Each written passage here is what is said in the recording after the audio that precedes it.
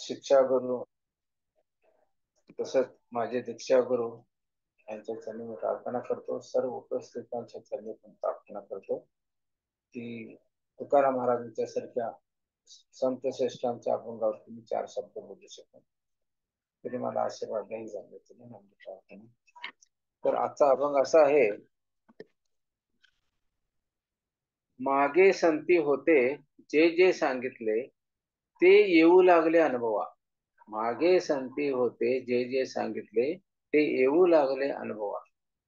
आचार भ्रष्ट होती लोककली पुण्य क्षीण बळी झाले. आचार भ्रष्ट होती लोककली पुण्य क्षीण बळी झाले. वर्ण धर्म कोणी न धरिती विटाळ घालिती गोंधळ एके ठाई. वर्ण धर्म कोणी न धरिती विटाळ घालिती गोंधळ एके ठाई. वेदाचे पाठक सेवेतील मध्य वेदाचे पाठक सेवेतील मध्य न देखतो भेद विषय भांड. वेदाचे पाठक सेवेतील मध्य न देखतो भेद विषय भांड. तुका म्हणे किती करावे फजिती तेची छंद नित्य बहु होते. तुका म्हणे किती करावे फजिती तेची छंद नित्य बहु होते. खूप छान. या कलियुगावरती वर्णन करणारा खूप खूप सुंदर अभंग आहे.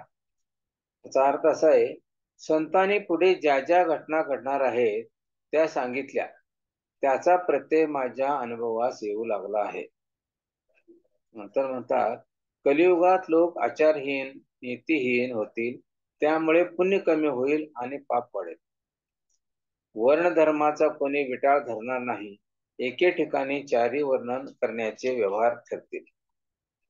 वेद पठण करणारे दारू सेवन करतील, ते भांडखोर विषयांच्या ठिकाणी भेद पाहणार नाहीत. शेवटी म्हणतात, तुकाराम महाराज म्हणतात की त्यांची किती जरी फजिती केली तरी त्यांचे निरंतर तेच छंद आहेत.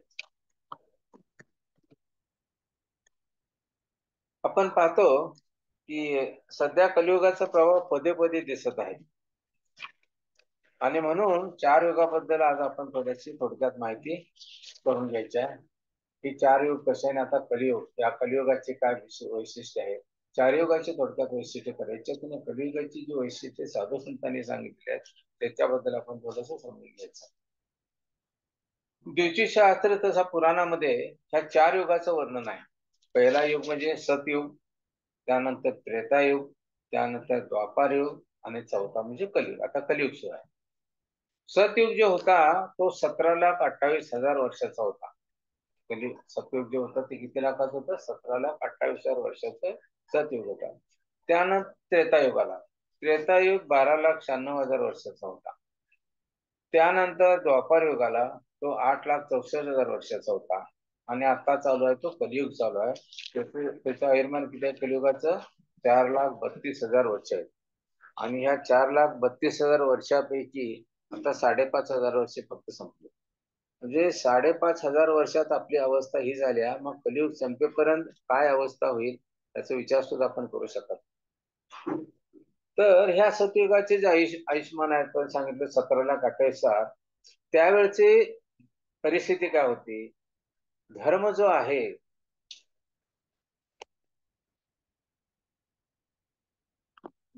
आहे त्याचे 4 पाय असतात धर्माचे.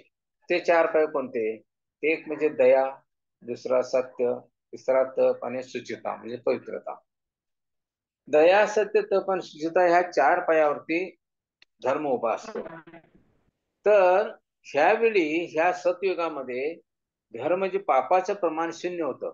सतयुगामध्ये पापाचं प्रमाण 0, पण पापच करत नव्हते. आणि पुण्य प्राप्तीचं प्रमाण, भगवत प्राप्तीचं प्रमाण जे करणारे होते भक्तीचं प्रमाण ते 100% होतं. म्हणजे महत्व ध्यानात धरण्यासारखे सतयुगामध्ये पाप करणारे लोक 0 होते आणि पुण्याचं प्रमाण 100% होते. त्यावेळी मनुष्याची उंची 32 फूट होती आणि मनुष्याचे आयुर्मान होते किती? 1,00,000 वर्ष. त्यामुळं हे मोठे मोठे जे साधू संन्यासी ऋषीमुनी होते ते 25,000, 20,000, 50,000, 60,000 एवढी वर्ष तपस्या करत होते भगवंताची प्राप्ती करायसाठी. आणि विशेष म्हणजे ह्या युगात राजा हरिश्चंद्र सत्यवादी राजे जे होऊन गेले ते या सतयुगामध्ये होऊन गेले आणि भगवंतांची प्राप्ती ह्या युगामध्ये नृसिंह, मत्स्य, कर्मादी अवतार जे झाले त्यांची भक्ती करून भगवत प्राप्ती होत होती. आणि सूर आणि असुर. सूर म्हणजे कोण? भगवंतांना मानणारे, आणि आणि असुर म्हणजे भगवंतांची सत्ता न मानणारे. तर हे वेगवेगळ्या ग्रहावर राहत होते. सूर्य एका ग्रहावरती राहत होते, असुर एका ग्रहावर राहत होते. आणि भगवंताची प्राप्ती कशामुळे होत होती? तपश्चर्या करून होत होती. म्हणजे या 1,00,000 आयुष्मानातले 50-50, 60-60, 70,000 वर्षे तप करत होते आणि त्यानंतर भगवंताची प्राप्ती होत असते. त्यातले महत्वाचे म्हणजे कोण? सौभरी मुनी, विश्वामित्र, वशिष्ठ मुनी, हे सगळे असे इतकी तपस्या करून भगवंत प्राप्ती केलेलेच लोक आहेत ते सगळे. त्यानंतर आलं त्रेतायुग. आणि ह्यावेळी आर्थिक स्थिती खूप होती. म्हणजे 1,00,000 वर्ष आयुर्मान होतं. तप तप करण्यामध्ये एवढं त्यांनी आयुष्य घालवत होते. तरी सुद्धा त्यांचं आयुष्य आनंदी होतं. आनंदी म्हणजे आज जो आम्ही आनंदाची संकल्पना करतो तसं नाहीये. भगवंताच्या भक्तीमध्ये जास्तीत जास्त आपण काय भक्ती करत राहून जो आनंद मिळत होता त्यालाच खरा आनंद म्हणत होते. आणि 4 आश्रम, 4 वर्णाचं काटेकोरपणे पालन होत होतं. त्यामुळे समाजात काय सुबत्ता होती आणि सिस्टीम सगळी व्यवस्थित चालत होती. त्यामुळे लोक आनंदी होते. त्यानंतर आले त्रेतायुग. ह्या त्रेतायुगामध्ये धर्माचे जे 4 पाय आहेत, कुठले कुठले? दया, सत्य, तप आणि शुचिता. ह्यातल्या 4 पायापैकी तप हा पाय नष्ट झाला. मग 3च पाय राहिले धर्माचे. कुठले कुठले? तप सोडून दया, सत्य आणि शुचिता, पवित्रता हे राहिले. म्हणजे धर्म हा 3 पायावर उभा राहिला. एक पाय त्याचा तुटून गेला. ह्या युगामध्ये सर्वसाधारण मनुष्यांची उंची 21 फूट असायची आणि आयुर्मान किती होते? 10,000 वर्ष होते. आणि भगवंताची प्राप्ती कशी करायची? मोठमोठाले यज्ञ संपन्न करायचे आणि मग भगवंताची प्राप्ती करत असत.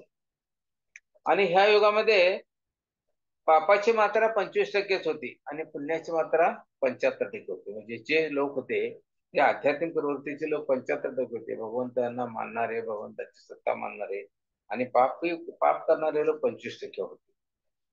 आणि ह्या ह्या याच्यावरती काय व्हायला लागलं? असुर आणि सूर एकाच ब्रह्मांडामध्ये पण वेगळ्या ग्रहावरती राहू लागले. अगोदर कसं होते? वेगवेगळ्या ब्रह्मांडावर राहत होते. मी ग्रहावर म्हटलं होतं. वेगवेगळ्या ब्रह्मांडावर राहत होते. पण ह्या युगात एकाच ब्रह्मांडामध्ये पण वेगवेगळ्या ग्रहावर राहू लागले असुर आणि सूर. आणि ह्या युगात अवतार भगवंतांचे कुठले कुठले झाले? राम लक्ष्मण अवतार झाले, वामन अवतार झाले. आणि बली महाराज ह्या युगात राज्य केलं. बली महाराजांचं राज्य तर आपल्याला कथा ऐकून माहिती आहे. भगवंतांच्या आत्मनिवेदन, हे जे भक्तिमय जी 9 अंग आहेत त्यातलं आत्मनिवेदन जे आहे ना, हे बली महाराज त्यासाठी आत्मनिवेदन करून भगवंताची प्राप्ती केली बली महाराजांनी. आणि ते ह्या त्रेतायुगातच होऊन गेले. प्रभू रामचंद्रांचं जे रामायण घडलं ते सगळं ह्या त्रेतायुगात घडलं. वामन अवतार जो झाला ते या त्रेतायुगातच घडला. असं हे काय झालं? त्रेतायुग. म्हणजे सत्ययुगामध्ये भगवंतांची प्राप्ती करायसाठी तप केलं जायचं आणि त्याद्वारे भगवंतांची कृपा प्राप्त होत असत. त्रेतायुगामध्ये अनेक अनेक मोठे मोठे यज्ञ केले जायचे आणि भगवंतांची प्राप्ती करायची. आता हे यज्ञ करायचे म्हणजे त्यासाठी भरपूर सुबत्ता लागते. त्यासाठी अनेक अनेक हवन करायसाठी आर्थिक परिस्थिती पण तशी उत्तम प्रतीची लागते. शुद्ध प्रतीचं तूप किंवा त्यात जे आपण हवन देत असतो ते सगळे पदार्थ शुद्ध असायला पाहिजेत. आणि सगळ्यात महत्वाचं म्हणजे जो पुरोहित यज्ञ करतोय तो पण, त्याची पण पवित्रता तेवढी असली पाहिजे. आज कलियुगामध्ये ती पवित्रता नाही आहे, किंवा द्वापार युगामध्ये ती पवित्रता पण नव्हती. त्यामुळं यज्ञाद्वारे भगवंताची प्राप्ती होणं त्या पुढच्या युगामध्ये शक्य नाही. ते त्रेतायुगामध्येच होत होतं. आणि एक उदाहरण तुम्हाला देतो की जरासा तुम्ही एखादा श्लोकाचा उच्चार करत असताना त्याचा उच्चार जरी चुकला तरी ते मिळणारं फळ होतं ते वेगळं मिळत होतं. आता आपण बघतो की समजा मी एखाद्याकडे जरा मला पाणी आणून दे म्हटलं, तर तो समजा अर्धा ग्लास पाणी मला आणून दिला. तर ते पाणी, त्या पाण्याकडे बघितलं आणि मी त्याला विचारलं बस, असं मान हलवून मी बस असा उच्चार केला, तर त्याचा काय अर्थ होतोय? म्हणजे एवढंच असा अर्थ होतोय. आणि मान न हलवता मी नुसता बस म्हटलं तर काय झालं? म्हणजे मला बस झालं. म्हणजे हा एका शब्दाच्या उच्चारामध्ये जर त्याच्या आवाजामध्ये कंपनामध्ये जर कमी जास्त प्रमाण झालं तरी सुद्धा त्याचं फळ त्यानुसार मिळत होतं. म्हणजे इतके उच्च कोटीचे पुरोहित लागत होते यज्ञाला. पण ते आता द्वापार युगामध्ये शक्य नाही आणि कलियुगामध्ये शक्य नाही. म्हणून ते त्याद्वारे आपण भगवंताची भक्ती प्राप्त करू शकत नाही. असं त्रेतायुगामध्ये भगवंताची भक्ती यज्ञ मोठमोठा यज्ञ संपन्न करून होत असे. त्यानंतर आलं द्वापार युग. ह्या द्वापार युगामध्ये धर्माचे जे 4 पाय होते, दया, सत्य, तप आणि शुचिता, त्यातलं तप तर अगोदर नाहीसं झालं. आणि दुसरं कुठलं तप हा त्रेतायुगामध्ये नाहीसा झाला, ज्याच्यात होतं ते. आणि द्वापार युगामध्ये त्याच्या पुढचा शुचिता नष्ट झाली, पवित्रता नष्ट झाली. म्हणजे 2 पायावरती धर्म उभा राहिला. म्हणजे धर्माचं अस्तित्व पूर्वी जे सतयुगात होतं त्याच्या निम्म झालं. ह्या युगामध्ये मानवाची उंची 11 फूट असायची द्वापार युगामध्ये, आणि आयुर्मान 1000 वर्ष असायचं. आणि भगवंतांची प्राप्ती जर करायची तर मोठमोठ्या विग्रह सेवा करून करायची, कारण त्यावेळी सुद्धा विग्रह सेवा मोठ्या मोठ्या करायला भरपूर संपत्ती लागायची तशी करायला. तशी सोबतता त्यावेळी द्वापार युगामध्ये होती आणि ते करत होते लोक. आणि ह्या युगामध्ये सूर आणि असुर एका गावात राहू लागले. म्हणजे अगोदर वेगळ्या ग्रहावर राहत होते, ते सूर आणि असुर एका गावामध्ये राहिले. म्हणजे भगवंतांना मानणारे ते सूर आणि भगवंतांच्या विरुद्ध जे वागतात, भगवंताचे नियम पालन करत ते असुर, ते एका गावामध्ये राहायला. तसं आर्थिक स्थिती बेताची असे पण यज्ञ तुमची भगवंतांची सेवा करण्यासारखं, अर्चविग्रहाची सेवा करण्यासारखी परिस्थिती होती. तर ह्यावेळी अवतार कुठले कुठले झाले? श्रीकृष्ण, बलराम आणि झाले, आणि ह्याच वेळी महाभारतात युद्ध सुरू झालं. तर आणि ह्यावेळी पापाची मात्रा 50% होती आणि पुण्याची मात्रा पण 50% होती. म्हणजे पाप करणारे लोक 50%, पुण्य करणारे लोक 50% होते. आणि हितच येऊन ही मात्रा कमी झाली होती, म्हणून भगवंतांनी इथे येऊन धर्मस्थापना केली. धर्माची स्थापना केली. भगवद्गीतेचा उपदेश का केला? कारण हे धर्माचं जे मात्रा कमी होत होती, म्हणून धर्माचा प्रचार करायसाठी, पुनर्स्थापना धर्माची करायसाठी भगवंतांनी अवतार घेऊन धर्मस्थापना केली. त्यानंतर आलं कलियुग. कलियुगातलं आयुष्यमान किती कलियुगाचं? 4,32,000. त्या 4,32,000 पैकी आता फक्त 5,500 वर्ष झाली. बाकीचे वर्ष अजून व्हायचे. तर आपण पूर्वीची स्थिती काय होती आणि आताची किती स्थिती खराब झालेली आहे, नैतिक स्थितीची आपण बघतोय. तर राहिलेली 27,000 वर्ष आहेत ना, ती 4,32,000 झाले. म्हणजे 4,27,000 वर्षाची पुढची काय काय आपल्याला बघायला लागतंय, त्याचा अंदाज ऋषीमुनींनी आपल्याला थोडाफार दिलेला आहे. तर म्हणजे आता धर्माचे 3.5 काम राहिले. 4 खांबातले फक्त 3.5 काम खराब झाले आणि अर्धा खांब बाकी आहे, तो म्हणजे सत्य. थोडंफार कुठेतरी सत्य आहे. म्हणजे आता जो धर्माचा 4 खांब होते त्यातले 3.5 काम तुटलेत आणि अर्ध्या खांबावरती, अर्ध्या पायावरती धर्म उभा राहिलेला आहे. आणि ह्याच्यात किती आपल्याला सर्वांना माहिती आहे, मनुष्याचे आयुष्यमान जास्तीत जास्त 100 वर्ष आहे. मग 100 वर्षातले बालपणात जातात 10 वर्षे, 10 वर्षे शिक्षण घेण्यात पुढे जातात, शेवटची 10-15 वर्षे खोकण्यात जातात, म्हणजे म्हातारे होऊन काय करता येत नाही, काय नाही. आणि राहिलेल्या वर्षातली निम्मी वर्ष आपल्या मुलाबाळांचं, बायकोचं पोषण, पालन पोषण करणे ह्याच्यात जाते. म्हणजे भगवंताची भक्ती करायला किती वेळ लागतो आपल्याला? 5-7 वर्षे. ते पण आपण इतके गंभीरतेने घेतलं नाही तर आपल्याला भगवंताची प्राप्ती व्हायची कशी? म्हणून ह्या कलियुगामध्ये भगवंतांची प्राप्ती करायसाठी खूप खूप गंभीर असायला पाहिजे. त्यावेळी ह्या युगामध्ये 75% मात्रा पापाची आहे आणि 25% पुण्याची आहे.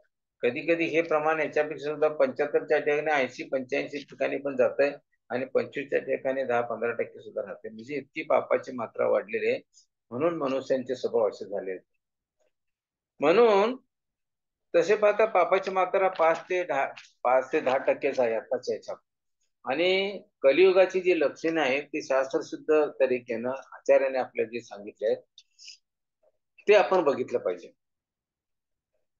ह्या कलियुगातलं जे जीव मनुष्य आहे त्याचं आचरण वेदाला धरून किंवा शास्त्राला धरून असणार नाही.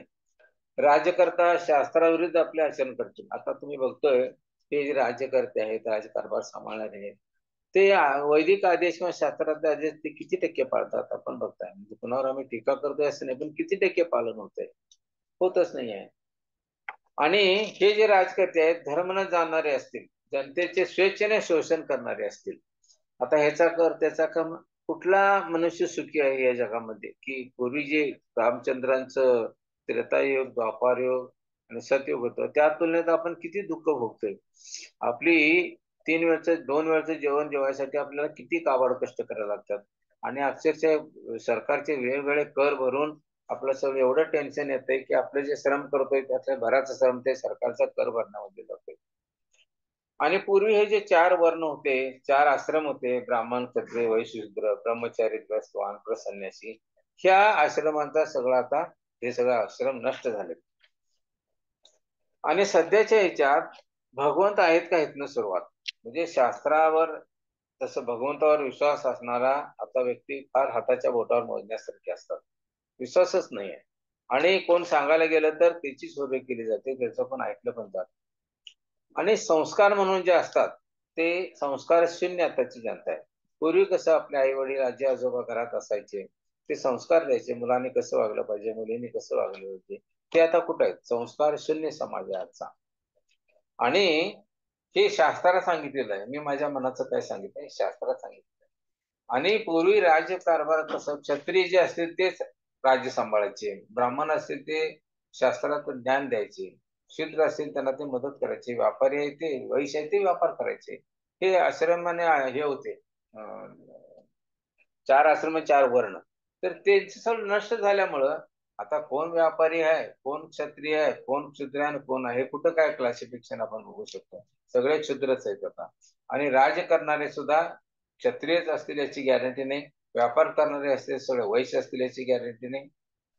ब्राह्मण म्हणजे काय सगळे हे शास्त्राचा अभ्यास करून शास्त्रानुसार उपदेश करणारे ब्राह्मण असतील याची गॅरंटी नाही. त्यामुळं हे 4 वर्ण आणि 4 आश्रमचा सगळा नायनाट होऊन जातो. नंतर आताचे जे मनुष्य आहेत ते काम, क्रोध, लोभ, मद, मोह, मत्सर या गुणाने परिपूर्ण आहे. कुणाकडे संयम नाही, काम, क्रोध, फुल्ल सगळ्यांच्यामध्ये भरलेलं आहे. म्हणजे सगळ्यांच्या हृदयामध्ये भरलेलं आहे. आपणही त्यातलेच आहोत, मी पण त्यातलेच आहे.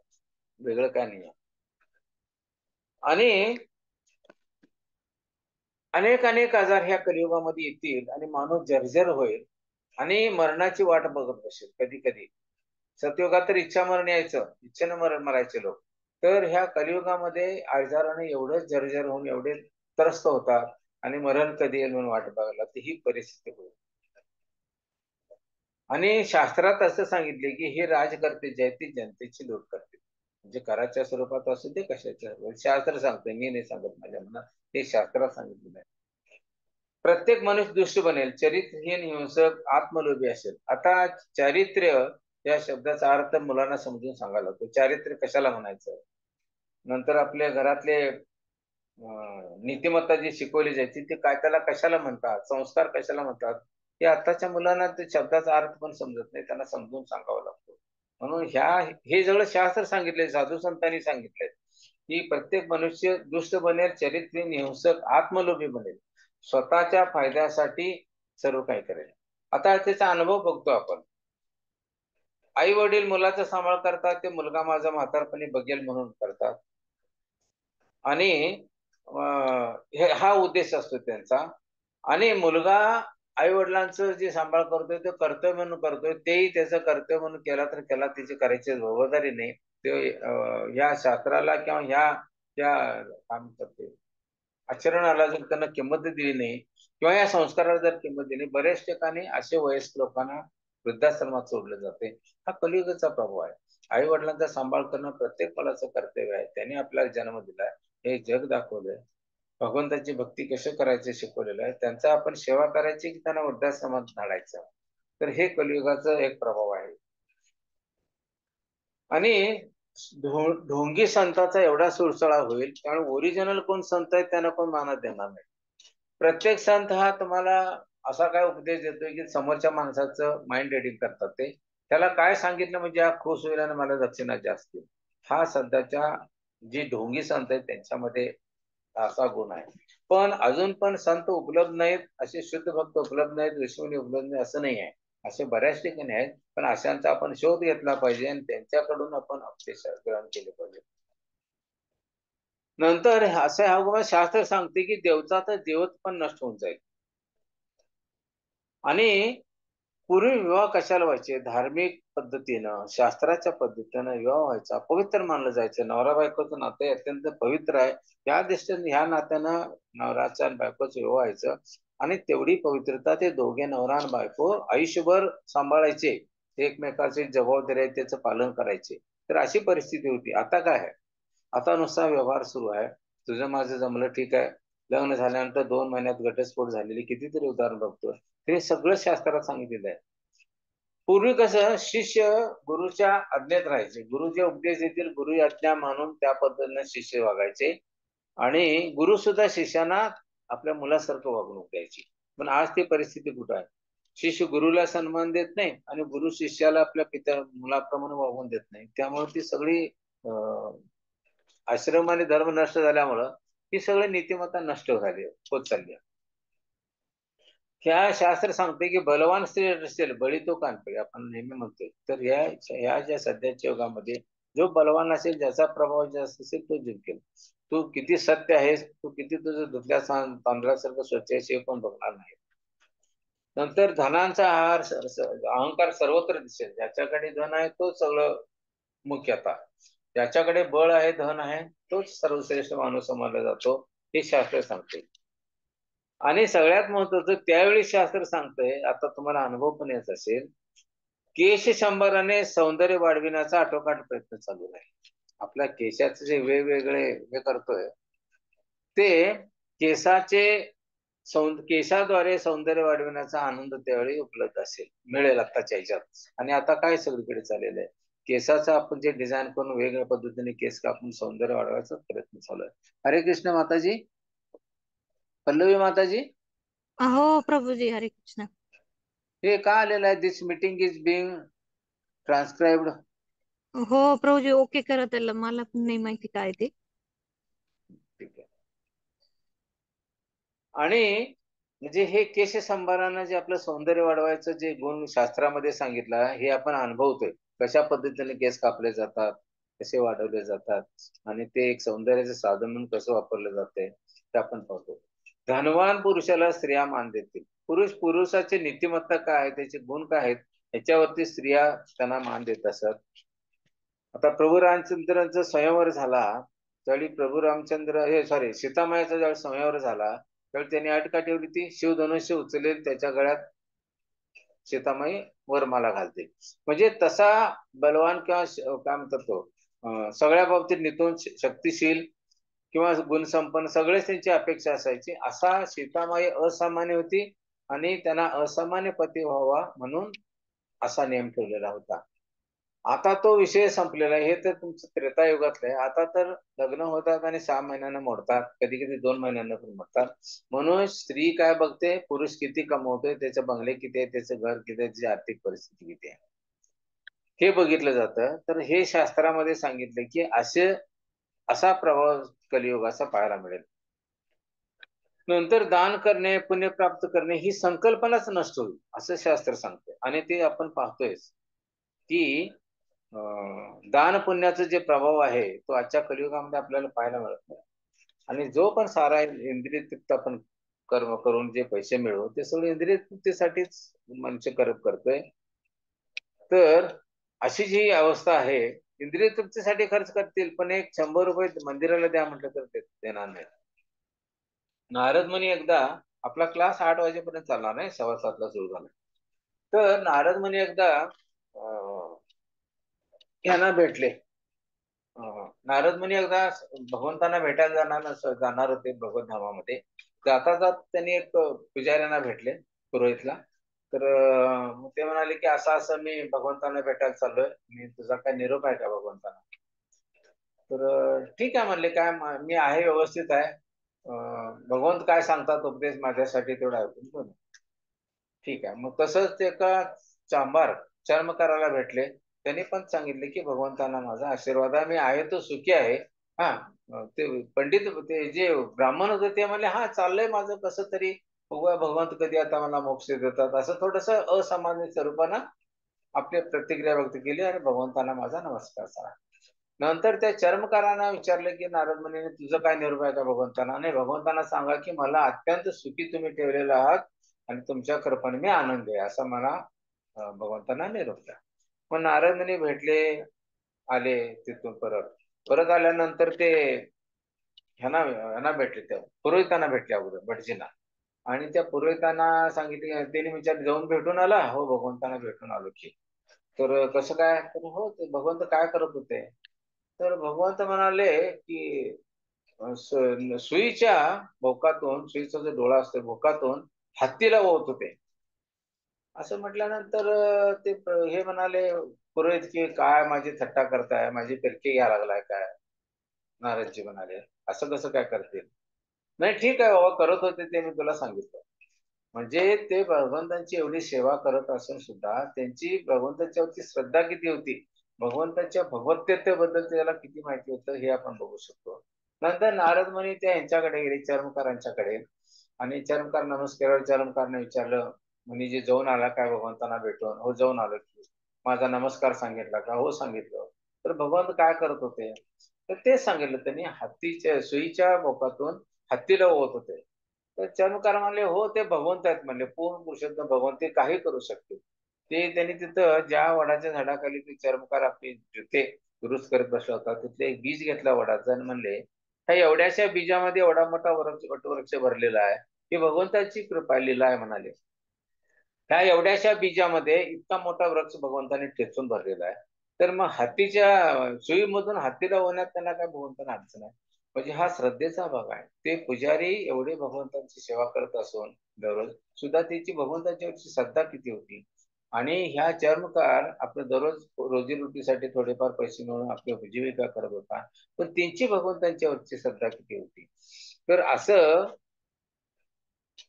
असं भगवंताच्या बद्दलची श्रद्धा जी पूर्वी असायची ती आता जवळपास अस्तित्वात नाहीच आहे असं दिसायला मिळते आपल्याला.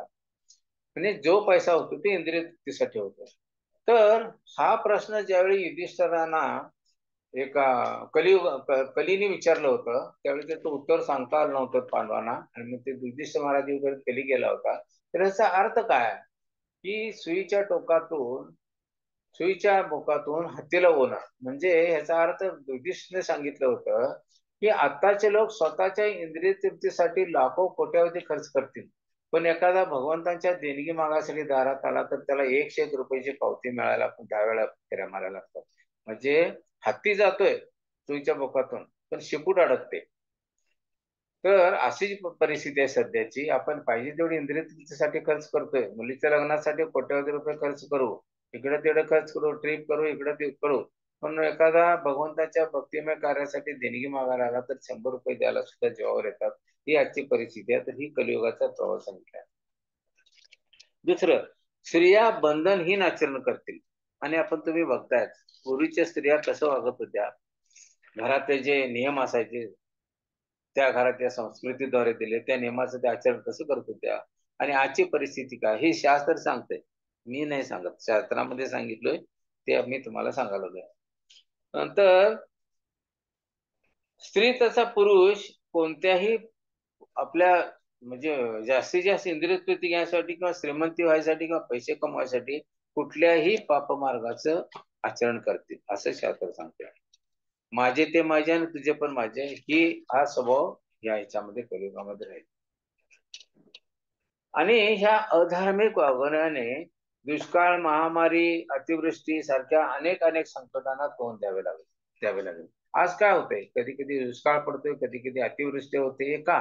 पूर्वी ज्यावेळेस सात्विक त्रेतायुगामध्ये रात्रीच पाऊस पडायचा, शेतकरी दिवसभर काम करायचे आणि रात्री घाल्यानंतर पाऊस पडायचा.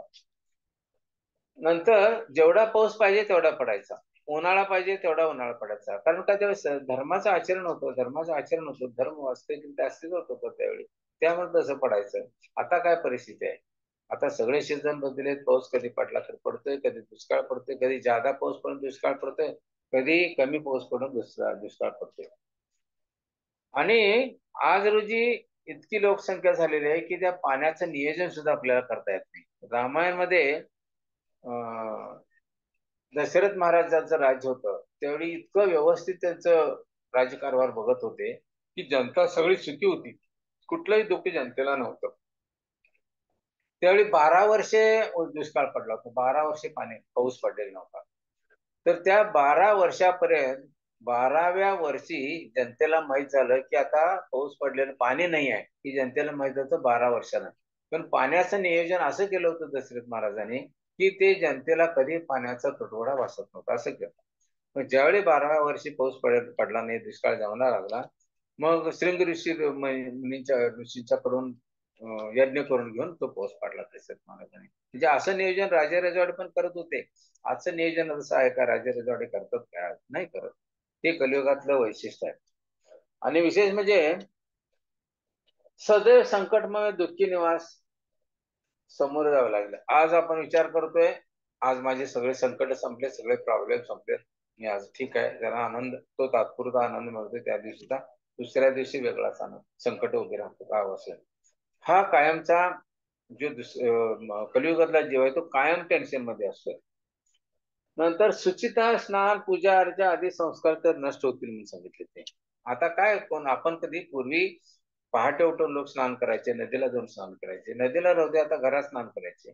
आता काही जण असे आहेत की दिवस दिवस 2-2 दिवस स्नान पण करत नाही, कधी कधी 4-4 दिवस स्नान करत नाही, आणि कधी उठायचं सकाळी, कधी पण उठायचं, कधी पण झोपायचं, कधी पण स्नान करायचं. म्हणजे हे जे पूर्वीचे संस्कार होते ते सगळे नष्ट झालेले आहेत आता. अतिथी संस्कार, कुणीही पाहुणे घरी आला की पूर्वी अतिथीचा खूप चांगले सत्कार करायचे, मान देणे, त्यांना आदर देणे, आले की एक हातावर गुळाचा खडा द्यायचा, पाणी द्यायचं, बसायला त्याला चटई द्यायची, आणि त्यानंतर त्याला प्रसाद घेऊन जा म्हणून आग्रहानं घालायचे. आता ही अतिथी सत्कार आहे का? कोण आले अतिथी तर ते अंदाज काढतात की आपण किती दिवस राहणार आणि किती जण आहे. तिथनं सुरुवात. अतिथीचा सत्कार करायचा राहू दे, तो कधी एकदाचा घरातून जातोय, हा प्रकार सगळीकडे पाहायला मिळतो. हा कलियुगाचा प्रकार, हे सगळं शास्त्र सांगतंय, मी नाही सांगत. आणि पूर्वी कसं, कधी अन्नप्राशन करायचं असेल, घ्यायचं असेल तर शुचिता, स्वच्छता, पवित्रता करून मग घेतलं जायचं. पण आता ती पवित्रता राहिलीच नाही. कुठंच पवित्रता, आणि घेण्यामध्ये पण नाही आणि स्नान वगैरे करण्यामध्ये नाही. श्राद्ध, तर्पण आदी विधी नष्ट होते. म्हणजे आपण पूर्वजांच्यासाठी श्राद्ध विधी वगैरे जे करतोय, त्याच्यामुळे पूर्वजांना मुक्ती मिळते किंवा पुढचं गती मिळते त्यांना. त्यासाठी आपण हे करत असतो. आता किती लोक करतात? काही लोक जे संस्कारी आहेत ते करतात. मग किती लोक असे करतात? त्यांची टक्केवारी जर बघितली तर 21-25% लोक करत असतील. बाकी करत पण नाही. काही धर्मात तरी श्राद्धाला महत्व पण. आणि पुढे सांगितले की हा मनुष्य लोभी, अधिक खाणारे, मंदभागी असणारे असतील. तसंच आहेत आता. पूर्वी जे विद्वान लोक होते ते सगळे भागवतमचे 18-18 श्लोक कंठस्थ असायचे. भगवद्गीतेचे 7 श्लोक कंठस्थ असायचे. हे जी पुराण, महाभारत सारखी पुराण तिचे श्लोक कंठस्थ असायचे. एवढी बुद्धिमत्ता होती. आता बुद्धिमत्ता कुठं राहिली ती? ते क्षीण होत चालली. देह शुद्धीच्या बाबतीत ध्यान दिले जाणार नाही. म्हणजे आता मी सांगत होते, देह शुद्ध करायसाठी स्नान करायला पाहिजे, आणि ते स्नान नुसतं शरीरानं आणि मनाचं शुद्धी करायसाठी आपण काही मंत्र उच्चारले पाहिजेत, भगवंताचं नामस्मरण केलं पाहिजे. आता हे कुठं होते? हाताच्या बोटावर मोडणाऱ्या संस्था आहेत आपल्या, काही काही तुकाराम महाराजांच्या संप्रदायातले, किंवा इतर तुमचं ज्ञानेश्वर महाराज संप्रदाय, वारकरी संप्रदाय म्हणा, इस्कॉन म्हणा, असे काही जे हाताच्या बोटावर संस्था आहेत त्यांचीच लोक हे नियमाचं पालन करतात. बाकी असे कितीतरी लोक या नियमाचं पालन पण करत नाहीत, सांगितलं उपदेश तरी पण ऐकत नाही. आपण त्यांना जास्त सांगू शकत नाही, त्यांना ते आपल्याला वेड्यात काढतात. तुम्ही करताय करा, आम्हाला त्रास देऊ नये.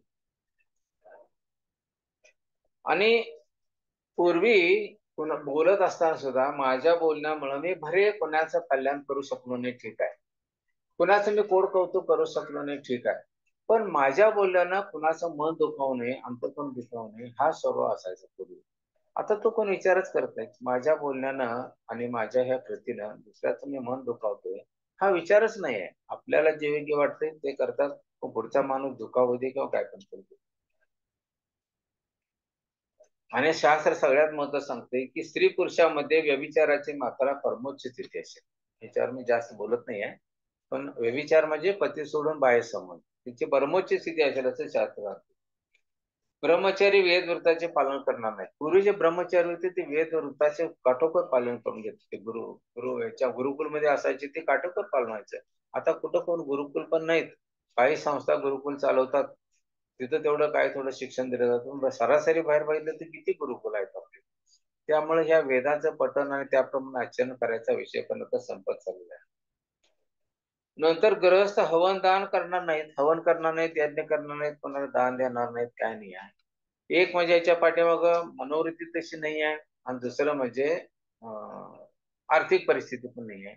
जिथं 2 वेळचं जेवण आपलं पोट भरायसाठी एवढा त्रास होतोय तर ते दान आणि हवन कोण करणार, ही परिस्थिती आहे कलियुग. हा कलियुगचा प्रभाव आहे. आणि संन्यासी म्हणजे विरह म्हणजे वैराग्य आलेला माणूस. पण आता तो संन्यासी सुद्धा स्नेह संबंधात पडेल असे शास्त्री सांगतात. आणि राजा जनतेचे संरक्षण करण्याच्या विरुद्ध त्याचे शोषणच करेल. आपण डोळ्यांना बघतोय हे जे राजे आहेत, राजकारभार बघणारे आहेत, ते जनतेचं शोषण करतील स्वतःच्या इंद्रिय तृप्तीसाठी किंवा स्वतःच्या लोभासाठी. हे शास्त्रात सांगितलेलं आहे, ते आपण अनुभव घेतोय. पाखंडाचा आधार घेऊन एकमेकास फसविण्याची वृत्ती समाजात सर्रास पाहायला मिळते. आहेच आता, एकमेकाला फसवणे का नवीन वाटलं जात नाही. तो बिझनेस आहे म्हणतात आमचा. हे जे खोटे व्यवहार चाललेले आहेत, इधर चापरातपर चालले ते सर्रास चालले. तिकडे कोण लक्ष पण देत नाही. पुढे सांगितले की 5, 6, 7 वर्षाची मुलगी आई होईल. मनुष्य 20 वर्ष सुद्धा जगणे कठीण. पुढे पुढे मनुष्याचं आयुष्यमान किती होणार आहे? 20 वर्ष होणार आहे. आणि त्याची उंची किती होणार आहे? 1.5 फूट होणार आहे. आणि मनुष्य मनुष्याला फाडून फेल अशी परिस्थिती होईल. दुसऱ्याची संपत्ती हडपण्याची सर्रास प्रवृत्ती राहील असेल. आपण डोळ्यानं सगळं अनुभवतोय.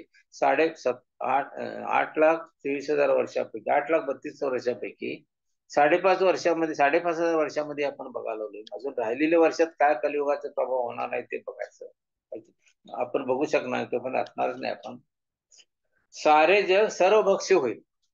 म्हणजे पुरी शाकाहार जो महत्व होता आता सर्वभक्षी म्हणजे काय पण खा असं खरंच जग सर्व होऊन जाईल. शेवटी 100 वर्षे पाऊस पडणार नाही. ह्या कलियुगात शेवटी 100 वर्षे पाऊस पडणार नाही. आणि पाऊस पडला तर 100 वर्षे सरळ पडेल. म्हणजे कशावरच नियंत्रण राहणार नाही.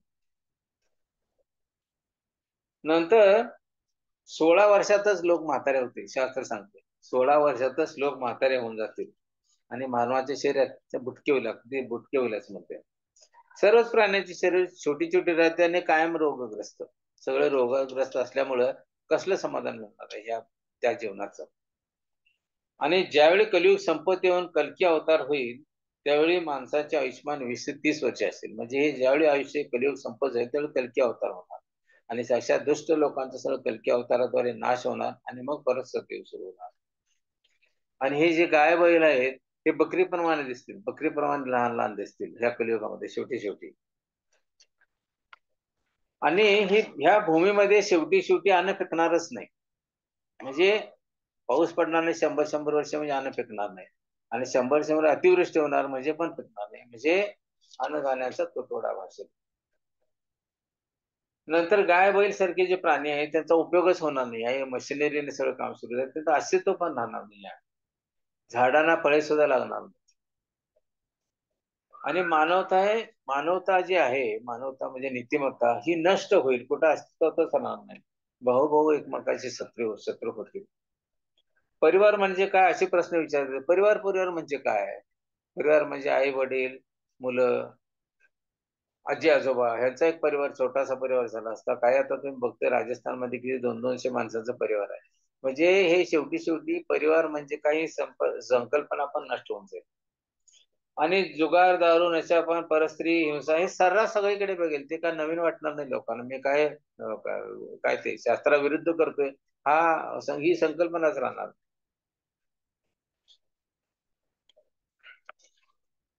तर एक हात दुसऱ्याचे शास्त्रात सांगितलेलं आहे, एक हात दुसऱ्या हाताचे लूट करेल. म्हणजे किती खालच्या लेवलला आपण आपली वर्तणूक असेल ही बघा.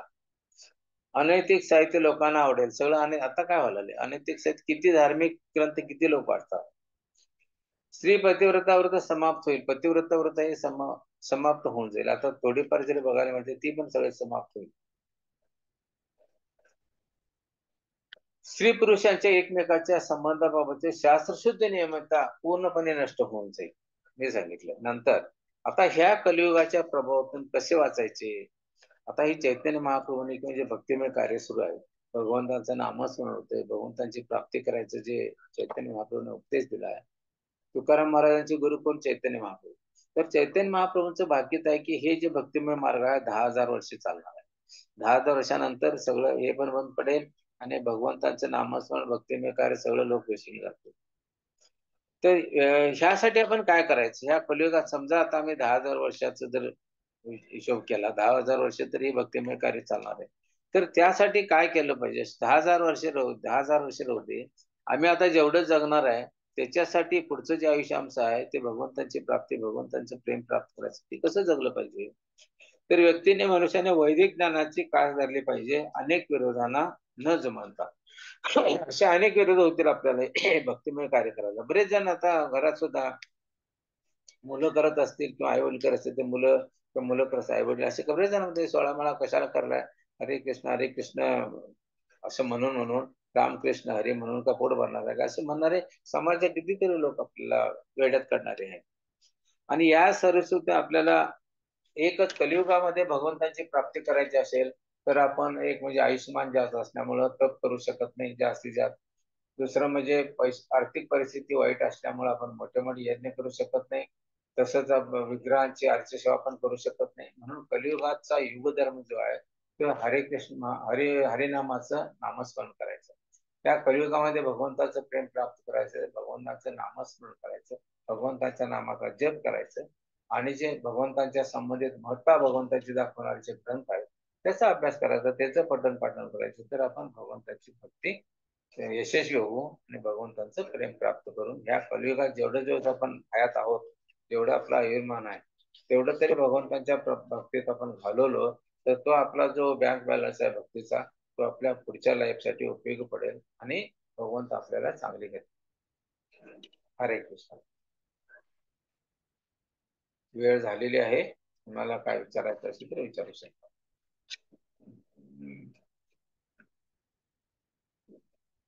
हरे कृष्ण. ऐकताय ना मला? मी जे बोलतोय ते ऐकू येतंय ना? हरे कृष्ण. हो हो प्रभूजी. हो हो. धन्यवाद हरे. लेक्चर बद्दल. ठीक आहे, थांबूया आपण इथं. पल्लवी माताजी.